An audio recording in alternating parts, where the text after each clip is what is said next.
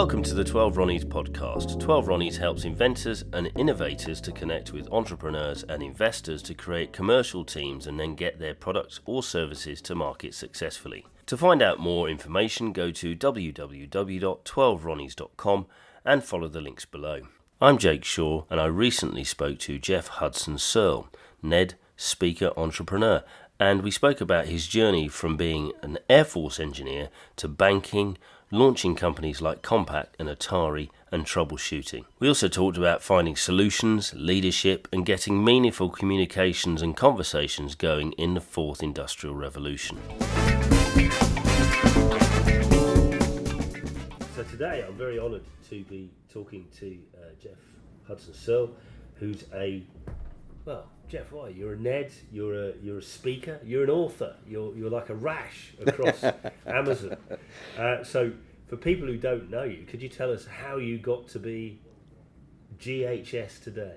As a young kid, I had aspirations to be a Royal Air Force pilot. Unfortunately, that didn't ever work out. They offered me engineering instead. And I guess they saw something in the Royal Air Force, through the psychometric exams and things then, which I didn't see. And as a young, aspiring young man, I wanted to fly jets. But the engineering mindset is quite interesting because it sort of takes you from creativity to commercial or physical output, and that's some of the things that I do now. But anyhow, moving on, I was at a bit of a crossroads, and then I ended up at Citibank, which was great because I worked for a chief executive at the time, away from the main sort of corporate area of the bank, who had a vision. He hired me to translate that vision, create the strategy and execute the strategy over 5 years, and we sold hundreds of millions of pounds worth of money to the insurance marketplace. So those days, I guess clients that we were bringing in were people like Legal & General, good old Commercial Union, which today is Aviva, Save and Prosper, and some of the big guys. That was a good start for me because that took a lot of my academia. It took some creativity, and I guess it led me up for really my next role, which I really spent 10 years then around the world, launching Fortune 100 brands and Fortune 100 companies. You may remember people like Global One, which was the France Telecom Sprint and Deutsche Telekom joint venture. That was a very exciting project. You're dealing with culture, you're dealing with business, you're bringing these Fortune telco businesses together under a new umbrella called Global One.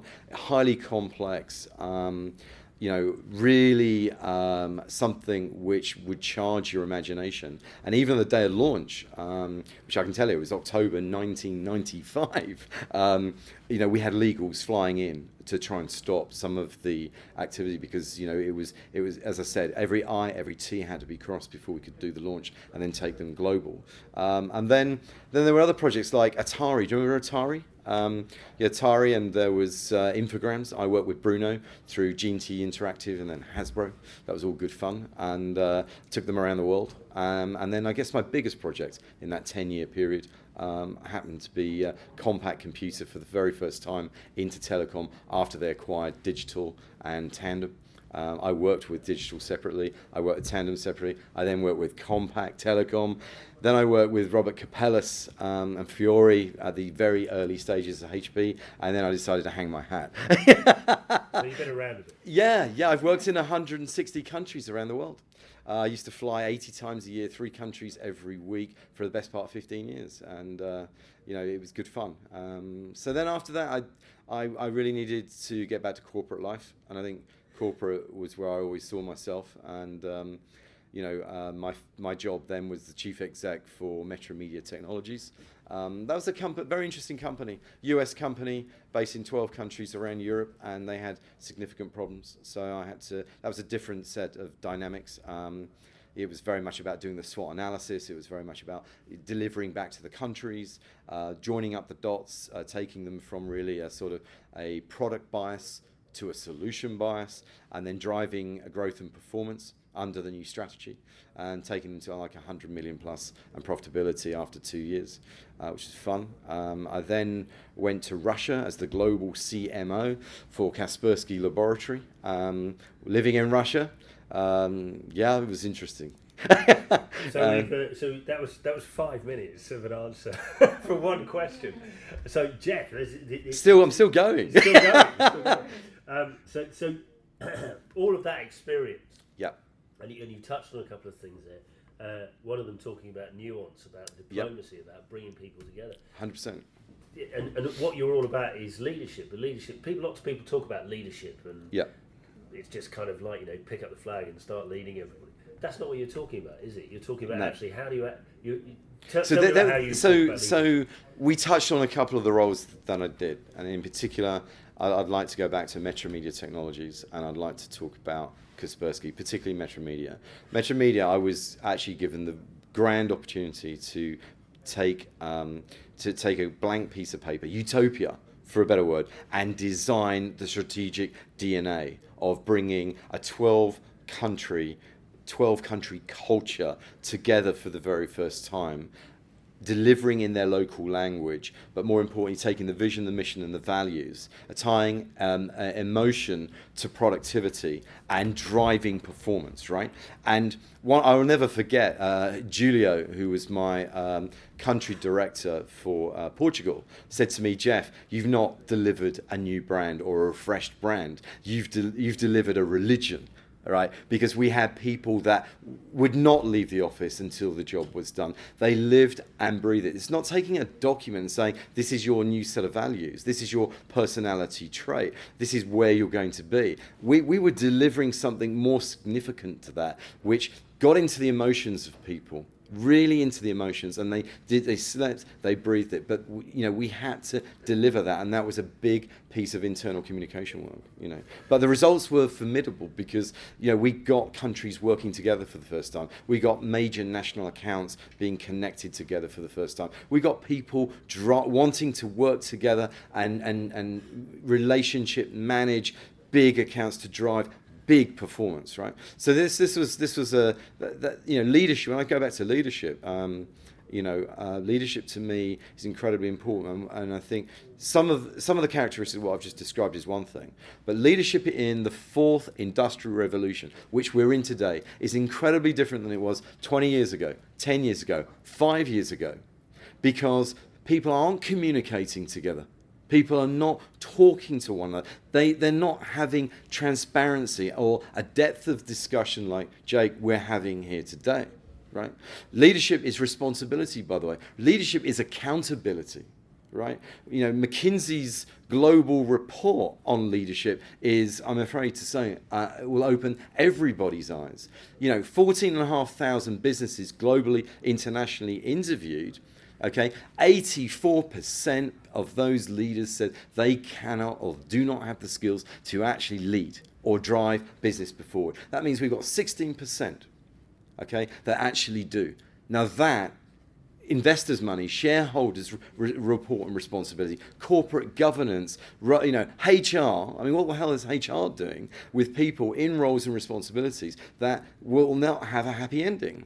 Leadership is about driving and supporting, okay, and more importantly, dealing with the challenges. And you've got to support your people. You've got to support the business. You've got to support shareholder value. Okay. So you're quite... I gather from your response here, you're quite passionate about this. Just slightly. Just a little bit. And as such, you've written a number of books, which I quite enjoyed looking at, because the first one is Meaningful. Is it the first one is Meaningful Conversations? No, Jake. No. Sorry, everybody, I've been reading the wrong book. Freedom After the Sharks. Freedom After the Sharks, Meaningful Conversations. Yep.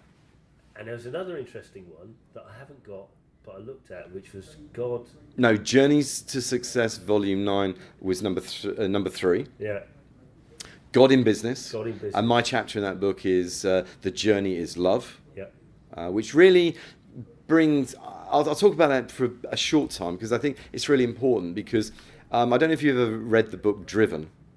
Okay, Driven, the top Harvard professor for psychology and also for business administration, put this book together, and it really focuses on the metaphors and the rites of passage of what drives you as an individual, right? Are you, and if you look at the proximity around that, so the drive to learn or the drive to acquire, and we are all different human beings, then you've got to accommodate that. Leaders can't tarnish everybody with the same set of instructions. They've got to accommodate different people, different genders, different equality and diversities to actually work. And if you can understand that, you have empathy and effective listening with your people, you have an ability to be able to communicate. And if you have the ability to communicate, you'll get employee engagement. So I talk about the passion. I talk about real passion and what drives people, and more importantly, why you should be open to love in everything you do, whether it's love your family, whether it's love your business, whether it's love your dog or cat. It has the same metaphors really in that. So I think the journey is love. I think was very important, very different set of writings in that book. And then finally the book number 5, which gets launched in March 19th, which I'm incredibly proud of, is Purposeful Discussions. Because whilst if I look at 6 years ago, Meaningful Conversations was all about engaging people, leadership. It was all about a set of issues across 42 different chapters. Purposeful Discussion is less in chapter, 32 chapters, but it's more words per chapter. We've got to move from meaning to purposeful. We have to have a purpose in everything we do. We have to be driven by purpose to have positive outcomes. So for me, this book is about the next 10 years, and it's about arming you with the skills, the tips, the advice, all backed by substantial research and having the ability to be able to survive the next 10 years. And that's what Purposeful Discussions is. I'm very proud of it. Well, sort of Purposeful Discussions is how we got together, wasn't it? 100%. Yeah. I think I was talking to somebody at the Rugby Business Network who told me to talk to Simon Halberstam, I think it was. Or was it? No, it was... Colm. God, who was it? Colm. Yes, it was Colm. Yeah. So I was talking to Colm, telling him what I was doing with 12 Ronnies. Colm said, you need to speak to Geoff. And that's where and I think rugby's interesting. So I'm a big NFL fan. And if you think about the teamwork that you have in rugby or you do in NFL, it's all about trust. It's all about honour. It's about respect. Colm used the analogy when you walk into one of our rugby network events, the first thing someone will do is say, "How can I help you?" Not the other way around. And so trust, honour, respect, you could relate that to sport, you can relate that to the military, you should relate that to business. So you're almost bringing the honour code of the Knights of the Round Table into business. Absolutely, because I think there's a code of conduct in everything we do. I mean, in your family, you have a code of conduct. In business, you have a code of conduct. And hopefully, one day, in government, there will be a code of conduct. No, that's rhetorical. That's asking too much. I've worked in politics, I'll tell you, there's no such thing. That's rhetorical, okay? One question I always ask people, sure, whenever I'm interviewing them, and you talk about meaningful conversations. That's what I try and make these things to be. When is the time to call Saul moment with you, Geoff? When should somebody go, right, I've got this issue? How do they know it's time to call you? How do they know it's time to engage with you? Two things. We've worked in IBM over the last 10, 11 years now across 300 different businesses. Most of those businesses have come to us via corporate lawyers, accountancy practices, or VC funds that need support and help.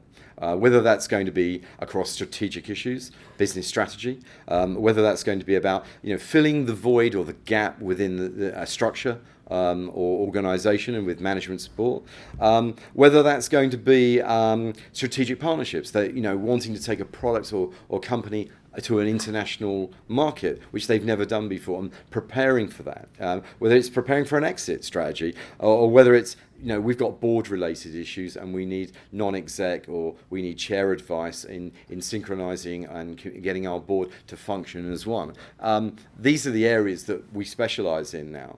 And there isn't any given time, I think, but what we are seeing in times of an economic slowdown is they're not preparing for the upturn.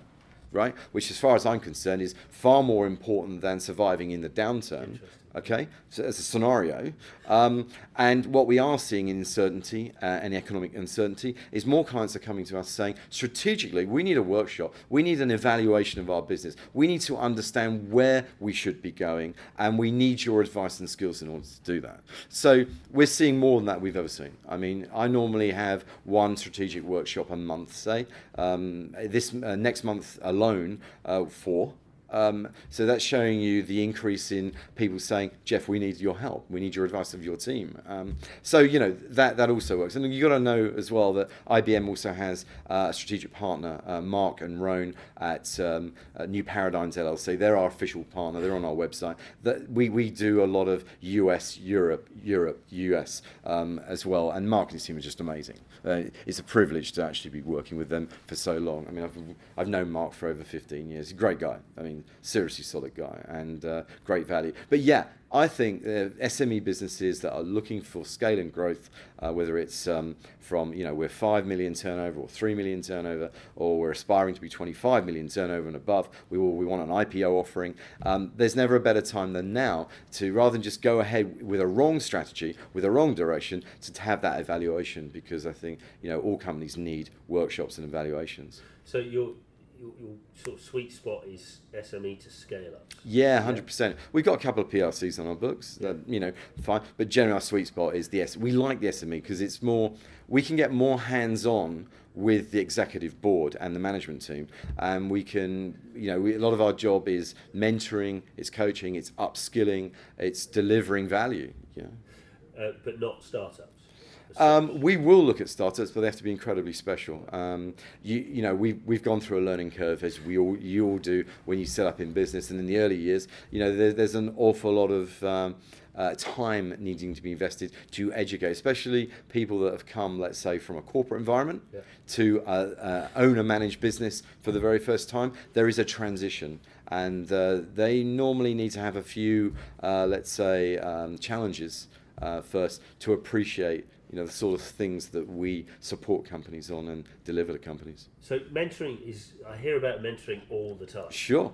And I'm not a skeptic about it. I think actually, yeah. If you can find somebody who's got the answer already for you, rather than you having to fall over a few times, that's always better to learn from other people, and not necessarily their mistakes, but their knowledge. So you sound quite optimistic about the future. If you're talking about the upturn, absolutely, that you think there's an upturn. Oh, absolutely. Now, I'm going to throw you a very, very wide curveball here. There's a book called The 5 Stages of Collapse, which we discussed, I think, last time we were. Was that Alan Greenspan? No, it was Dmitry Orlov. Oh, Dmitry Orlov. We did discuss that. And one of the things that he says is it's very interesting what we're talking about this digital future and stuff like that. But we're going to run out of hydrocarbons. so we won't have to worry about a green future because we're going to have one whether we like it or not. You're optimistic about the future, and I asked some questions of somebody else this morning. Where they think things are going. They said something quite interesting. They said if you look at the FTSE 100 today, most of those companies won't be there in 5 to 6 years' time. That's a very interesting statement. I'm not sure I would put my name to that statement. So I didn't put a name on it. I mean, we obviously saw the collapse of Thomas Cook, which was, a massive debacle. A 200-year-old company collapse. We saw Woolworths, and we saw one of the dragons trying to take that advantage and take it on. I believe that. I worked with Polaroid back in the day. They didn't believe in digital. That they didn't believe it was going to happen, that they'd always have their camera and that would be it. Technology, life changes. Those FTSE 100s have to have proper leadership, and they have to be ahead of the curve. They have to really embellish business trends, and they have to. It's not just about taking a strategy, it's taking a strategy to execution and how fast you can change against the curve. I mean, I worked in the recession in 1990. I worked in the dot-com boom, right? I was in San Francisco when all that was happening. I worked in the double dip of 2008 and 2009. right? And now we've got this new scenario that we've got in 2019, which will carry on into 2020. This isn't a case of a moment in time. This is it.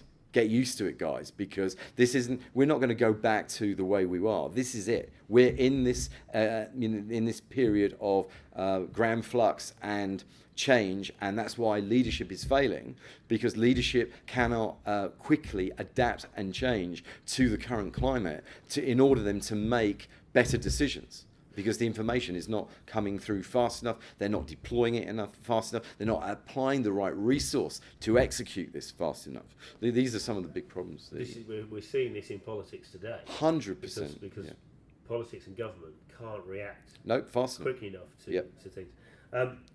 One of the listeners from 12 Ronnies are a fairly sort of down-to-earth bunch. And one of the questions I know I can hear them asking as we speak is, what does Geoff mean by ahead of the curve? We hear this a lot from people. Yeah. In very simple terms, or at least in your great terms, what does how does somebody think ahead of the curve? How do they do that? Long-term range planning. I mean, look. If we look at SON, I go to Japan now. In Japan, it's very normal to have long-range planning. 50-year business plans, actually, 100-year business plans, and 150-year business plans. This country, you're lucky if a business has got a 3-month business plan or a 3-year business plan, okay? Because they haven't got time. We talked earlier about workshops. We talked a lot about planning. We talked about exit planning. Companies have got to get a grip. If you haven't got the right commercial skills in a business, then buy them in, because you're only going to survive, okay, in the next 10 years if you've got long-range planning. And that takes into consideration the upturns, the head of the curve, and consequences. It talks about SWOT analysis planning. I mean, risk assessments, okay, risk governance, corporate governance. We've got regulations coming everywhere, and you've got to plan. And more importantly, you've got to execute. The value is in execution. It's not in the planning. I'd just like to say, ladies and gentlemen, you can tell that Geoff takes this very, very seriously, because you'll be hearing some banging on the microphone as he's thundering on the desk. We're kind of coming to the end of this, Geoff. So where can people find your books, first of all? Yes. So my books, Freedom After the Sharks, Meaningful Conversations, Journey to Success Volume 9, God in Business, and Purposeful Discussions when it's launched, which will be March the 19th, 2020. W.H. Smith's, Amazon, iPlay, iTunes, Barnes & Noble, Waterstones Online. So every good bookshop? Pretty much, yeah, pretty much. But the website, I mean, I would also go to purposefuldiscussions.com, where there's always updates on the new video that I've just produced, which is the pathway to purpose and why Purposeful Discussions. It talks about news, tips, articles, media. It's a good site, and also my blog site, which I'm writing blogs avidly. I'm up to about 550 to date. There's always a blog there, a new blog, new content material every 2 weeks. That's freedomafterthesharks.com. But they're both areas that, you know, and of course Amazon. Amazon's the god of distribution for books, right? So if somebody wants to get hold of you directly, yeah, 100%. How do they do that? Either directly to my business website, which is ib-em.com. The office telephone number is 0207-205-2490, and my email addresses, all my contact details can be found on all the websites. Geoff, thank you very much. Jake, it's been an absolute pleasure. Thank you. Thank you for listening. Please sign up to 12ronnies.com and subscribe to our groups and YouTube channel so you never miss a podcast from 12ronnies.com.